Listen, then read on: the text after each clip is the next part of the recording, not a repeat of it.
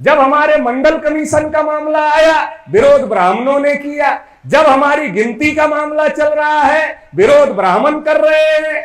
और हमें ब्राह्मण आके बता रहे हैं मुसलमान तुम्हारे दुश्मन। अरे विरोध हमारे अधिकार का तुम कर रहे हो और हमें आकर बता रहे हो मुसलमान तुम्हारे दुश्मन। मुसलमानों ने आजादी के 74 साल में कभी भी पिछड़े वर्ग के लोगों का विरोध नहीं, और वो विरोध किसका करें? वो तो खुद ही इस बात से परेशान है कि 74 साल से वो सफाई देते ही घूम रहे हैं। पहले सफाई देते थे हम पाकिस्तानी नहीं, फिर सफाई देते थे कि हम आतंकवादी नहीं है, आजकल सफाई दे रहे हैं कि हम तालिबानी नहीं है। तो सफाई देने के अलावा इनके पास में इतना बदनाम किया मुसलमानों को, इतना बदनाम किया कि जब सफाई देने से फुर्सत मिले तब तो कोई बात करे, तब तो अपने अधिकार की बात करे। आजादी के 74 साल में सबने ये मांगा कि हमें भी हमारा हिस्सा मिलना चाहिए, लेकिन मुसलमानों ने कभी नहीं मांगा कि देश के शासन प्रशासन में हमें भी हमारा हिस्सा दे दो, क्योंकि ब्राह्मण आज तक इनको फुर्सत ही नहीं देते कि तुम अपना हिस्सा मांग लो, और इनको फुर्सत नहीं देते और पिछड़े वर्ग के लोगों को भी फुर्सत नहीं देना चाहते। पिछड़े वर्ग के लोगों को मुसलमानों से के खिलाफ भड़काते हैं। पिछड़े वर्ग के लोग मुसलमान से लड़ने में बिजी रहे तो ब्राह्मण चैन की नींद अपने घर में सोते रहते, क्योंकि उनको पता है ये मुसलमानों से लड़ रहे हैं तो ये हमारे ही समर्थन में है। फिर हम इनके हक अधिकार को डकार कर और एक गिलास पानी पी लेंगे और आराम से सो जाएंगे, कोई चिंता की बात नहीं है। लेकिन चौधरी विकास पटेल जैसे लोग जब समाज में निकल जाते हैं और पिछड़े वर्ग को जगाना शुरू करते हैं कि अरे भाई मुसलमान तुम्हारे दुश्मन नहीं है, तुम्हारे हक अधिकार पर तो इन लोगों ने कब्जा किया हुआ है, तो थोड़ा उनकी टेंशन बढ़ जाती है। ये जो जाति आधारित गिनती का मामला वामसेफ ने, भारत मुक्ति मोर्चा ने देश में खड़ा किया, उसकी वजह से उनकी टेंशन थोड़ा बढ़ी हुई। मंडल कमीशन से उनकी टेंशन बढ़ी हुई थी, तो मंडल कमीशन की टेंशन को कम करने के लिए कमंडल की लड़ाई उन लोगों ने 92 में शुरू किया। वरना अगर कमंडल की लड़ाई नहीं होती तब तो 52 को 52 मिल गया होता। 52 को 27 मिला, 27 में क्रीमी लेयर लगा। और अगर ये साजिश पिछड़े वर्ग के लोग समझते तो बाबरी मस्जिद थोड़े घेरते, दिल्ली का संसद भवन घेर लेते। और अगर दिल्ली का संसद भवन घेर लेते तो 52 को 52 मिल गया होता, ओबीसी के बच्चों को लाखों नौकरियां मिल गई होती। लेकिन जिन लोगों ने हमारी नौकरियों पर कब्जा किया हुआ है उन्होंने सोचा खतरा नजदीक है। अगर 52% लोग दिल्ली की संसद पे घेर लिए फिर तो देना पड़ेगा। देना पड़ेगा मतलब जो हमने इनका हड़पा है उसी में से देना पड़ेगा। हमने हड़पा है इनका, देना पड़ेगा। उतना कम हो जाए, जैसे मान लो किसी के हिस्से में 1 बीघे जमीन हो, 1 एकड़ जमीन हो, लेकिन उसने 10 लोगों का हड़प लिया तो 10 एकड़ हो गया। अब जब 10 एकड़ हो गया और जिनका जिनका हड़पा है अगर वो आंदोलन करे और वापस करना पड़े तो उसका तो एक ही है, तो 9 एकड़ का नुकसान हो जाएगा। वैसे ब्राह्मण की संख्या 3.5 है, कब्जा 80 पर किया है। जब 80 पर कब्जा किया है तो उसने सोचा अगर इनको वापस कर देंगे 52 को 52 तो 52 का नुकसान हो जाएगा। ये नुकसान नहीं होना चाहिए, तो नहीं हो इसके लिए इनको मुसलमान से भिड़ाना पड़ेगा। अंग्रेजों से भिड़ाया ताकि हम लोग ज्योतिबा फूले, साहू महाराज, बाबा साहब अम्बेडकर के आंदोलन में ना जाए, तो अंग्रेजों से हमको भिड़ाया और आजाद भारत पर कब्जा ब्राह्मणों ने किया। और 92 में फिर हमको मुसलमानों से भिड़ाया, क्योंकि हमारे घर में ब्राह्मण को आने के लिए किसी प्रकार की कोई रुकावट होती नहीं। शेड्यूल कास्ट के घर में अगर आना है तो क्या करना पड़ता है? जय भीम बोलना पड़ता है। शेड्यूल कास्ट के घर में आने के लिए जय भीम बोलना पड़ता है, जोर से जय भीम बोलना पड़ता, फिर सफाई भी देना पड़ता। अरे जमाना बदल गया, अब हम लोग कोई भेदभाव नहीं करते, छुआछूत नहीं करते, ये सफाई भी देना पड़ता है। लेकिन ओबीसी के घर में आने के लिए कुछ बोलने की जरूरत नहीं है। ओबीसी का आदमी देखता रहता, पंडित जी आ रहे, आइए आइए आइए, पाए लागू, आइए आइए। तो पंडित जी को ओबीसी ही बुला के बिठाता है, क्योंकि लगातार आना जाना है। जन्म से लेकर के मरने के बाद का कोई भी काम हमारा ब्राह्मण के बगैर हो ही नहीं सकता है। हर काम ब्राह्मण की ही मदद से होता है, और कोई काम वो मुफ्त में नहीं करता है। हर काम में लेता है, उसके बाद ही करता है। इसलिए ये कहते हैं लोग कि एक कमेरा है और एक लुटेरा है। कमाने वाला हमारा आदमी है, जो खेत में सुबह हल डाल के जाता है और दोपहर में खाना खाने आता है और फिर जाता है खेत में, तो रात को आता है, वो कमेरा है, पैदा करने वाला। और लुटेरा है जो मुफ्त में आता है और लूट के, हर चीज में लूट के चला जाता है। तो हमने अपने पिछड़े वर्ग के लोगों को कहा कि भाई हम लोग ब्राह्मणों के गुलाम हैं। तो पिछड़े वर्ग के लोगों ने कहा, पटेल जी आपकी सब बात ठीक लगती है, बस यही बात बहुत दिल को चोट करती। अब उनको पता नहीं, दिल को चोट करने के लिए ही हम कहते हैं कि जब दिल पे चोट लगेगी तब दिमाग खुलेगा, और जब दिमाग खुलेगा तब काम दिमाग से होगा, नहीं तो ब्राह्मण के कहने से ही चल रहा है। तो हमने कहा कि ये जो है हम लोग ब्राह्मणों के गुलाम है। बोले यही बात आपकी अच्छी नहीं लगती कि हम लोग ब्राह्मणों के गुलाम हैं। बोले हमारे हाथ में हथकड़ी नहीं है, हमारे पैर में बेड़ी नहीं है, हम जहां मर्जी आते हैं, जहां मर्जी जाते हैं, जो मर्जी खाते हैं, तो गुलाम कैसे हैं? हमने कहा बात तो सही है, आपको बांध कर नहीं रखा गया है। जिसको बांध कर रखा जाए वही गुलाम नहीं होता, बल्कि जिसका दिमाग ही बंधा हो उसको बांधने की क्या जरूरत?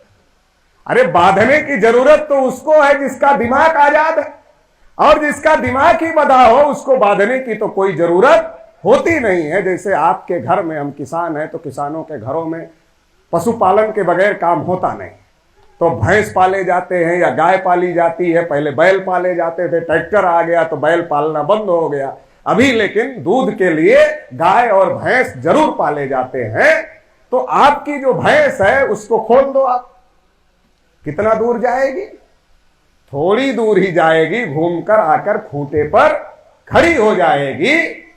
जैसे आपकी भैंस है, आप खोल दो तो खूंटे पर आकर खड़ी हो जाती है। आपने आजाद कर दिया, मगर वो आदती हो गई है, इसलिए आपके ही खूंटे पर आकर खड़ी होगी। लेकिन योगी जी ने जिन साढ़ों को छोड़ रखा है उनको पकड़ लो और लाकर खूंटे पर बांध दो, क्या होगा? या तो खूंटा उखाड़ के भाग जाएगा या तो रस्सी तोड़ के भाग जाएगा। क्यों?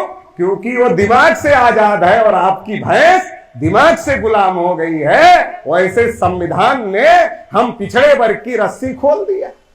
संविधान ने कहा तुम यार बच्चा भी पैदा करते हो तो नाम भी रख लो, कोई रुकावट नहीं है, किसी से पूछने की जरूरत नहीं है।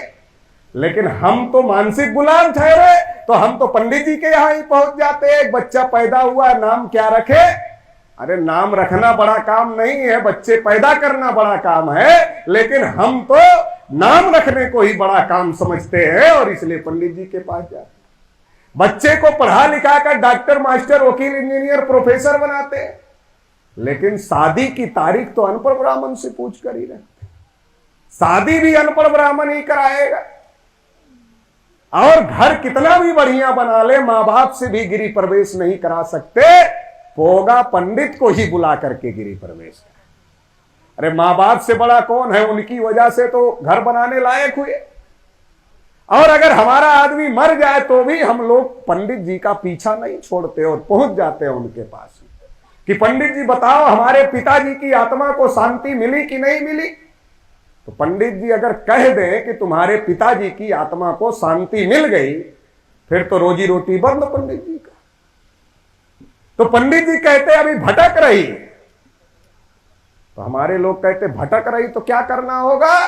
तो भटक रही है तो 11 ब्राह्मणों को खिलाना होगा, 51 ब्राह्मणों को खिलाना होगा, 101 ब्राह्मणों को खिलाना होगा।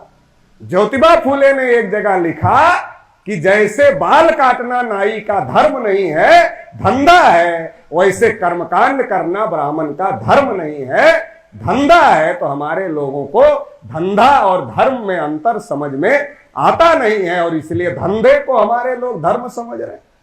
ब्राह्मण का अगर धर्म है तो मुफ्त में बुलाओ, एक नया मत दो, अगर धर्म है तो करेगा ना, मगर नहीं करेगा क्योंकि पैसे के लिए, धंधे के लिए कर रहा, धर्म के लिए नहीं कर रहा है। तो पिछड़े वर्ग के लोगों के जो दुश्मन है उनसे संस्कार करा रहे हो तो सत्यानाश करने के लिए दूसरे की जरूरत है। जब हम अपना सत्यानाश करने के लिए खुद ही काफी हैं तो दूसरे की क्या जरूरत है। तो हमारे लोगों को ये बातें समझने की जरूरत है कि हमारा दोस्त कौन है और हमारा दुश्मन कौन है। ज्योतिबा फूले को पढ़ो, छत्रपति साहू महाराज को पढ़ो, बाबा साहब को पढ़ो, पेरियार को पढ़ो, ललई सिंह यादव को पढ़ो, रामस्वरूप वर्मा को पढ़ो, तब दिमाग की बुद्धि खुलेगी। और ये हमारे पिछड़े वर्ग के लोग हैं, सबसे ज्यादा ब्राह्मणवाद के विरोध में अगर किसी ने लड़ाई लड़ा है तो पिछड़े वर्ग के लोगों ने लड़ा है, पिछड़े वर्ग के महापुरुषों ने लड़ी है। लेकिन आज की तारीख में पिछड़े वर्ग के लोगों को उस आंदोलन से, अपने ही महापुरुषों की लड़ाई से काट दिया गया है, हटा दिया गया है। तो एक तो उस लड़ाई से हम लोगों को जुड़ने की जरूरत है। देश में अंग्रेज चले गए, मुगल चले गए, समस्या का समाधान इसलिए नहीं हुआ कि आज भी किताब में पढ़ाया जाता है कि आर्यों का भारत में आगमन हुआ। लेकिन पिछड़े वर्ग के लोग तो अपना खेती करना, अपना ही काम करना, अरे कभी सोचा ही नहीं। जब अंग्रेज चले गए, मुगल चले गए तो ये आर्य कहां गायब हो गए, इनको तो भगाया नहीं गया, ये कहां है। अगर ढूंढे होते तो पता चलता कि आर्य नहीं यूरेशियन है और डीएनए के आधार पर विदेशी ब्राह्मण है जो इस देश की बहुसंख्यक आबादी को गुलाम बना के रखना चाहते हैं। ये बात समझ में आ गई होती तो ये लड़ाई हमारे लोग सही दिशा में लड़ लेते। आज जो किसानों की समस्या है, जो पिछड़ों की समस्या है, समस्या एक ही है। ज्योतिबा फूले ने कहा था कि किसानों को इस बात को समझ लेना चाहिए कि किसानों के दो दुश्मन हैं, एक सेठ जी, एक भट्ट जी, दो दुश्मन हैं। ये दो किसानों को लूटने का काम कर रहे हैं, ज्योतिबा फूले ने कहा था। और सर छोटू राम जो किसानों के बड़े नेता थे, उन्होंने भी कहा था कि किसानों को अपना दुश्मन पहचान लेना चाहिए और अपनी बात बोलना सीख लेना चाहिए।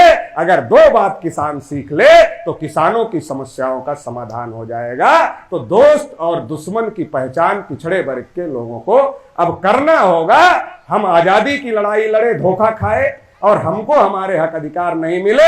92 में हमको मुसलमानों से लड़ाया गया, बाबरी मस्जिद आंदोलन चलाया गया, बाबरी मस्जिद गिराने में कल्याण सिंह, उमा भारती, परवीर तोगड़िया का आगे किया गया। लेकिन ट्रस्ट बना तो कल्याण सिंह बढ़िया वाले हिंदू नहीं, उमा भारती बढ़िया वाली हिंदू नहीं, परवीर तोगड़िया बढ़िया वाले हिंदू नहीं है, स्वामी प्रसाद मौर्य और केशव प्रसाद मौर्य भी बढ़िया वाले हिंदू नहीं है। पूरे भारत में एक भी ओबीसी का आदमी बढ़िया वाला हिंदू नहीं है। अगर होता तो राम मंदिर के ट्रस्ट में जरूर रखा गया होता। लड़ाई हमको आगे करके लड़ी गई, लेकिन जब ट्रस्ट में हिस्सा देने का मामला आया तो हम कोई भी बढ़िया वाले हिंदू नहीं है। तो नहीं है तो अब ब्राह्मण लोग देखें, अब हमें अपनी लड़ाई खुद लड़नी पड़े, क्योंकि मुसलमान से लड़ने के लिए हम हिंदू, वोट डालने के लिए हम हिंदू और चंदा देने के लिए भी बढ़िया वाले हिंदू। लेकिन जब हमने अपने हक की बात करते हैं तब हम हिंदू नहीं होते हैं। तब जब गिनती की बात करते तब हिंदू नहीं होते। जब 52 को 52% हिस्से की बात करते हैं तब हम हिंदू नहीं होते। इस साजिश को हम लोगों को समझना पड़े। एक और बात आप लोगों को कहना चाहते, इस देश में किसान एकता कैसे होगी, पिछड़ा एकता कैसे होगी।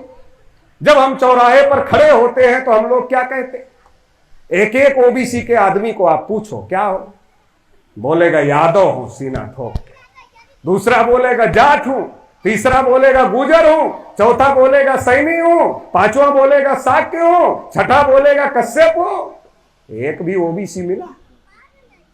मंच से भाषण करते तो 60% है और चौराहे पर खड़े होते तो एक भी नहीं है ओबीसी। तो लड़ाई कैसे होगी भाई?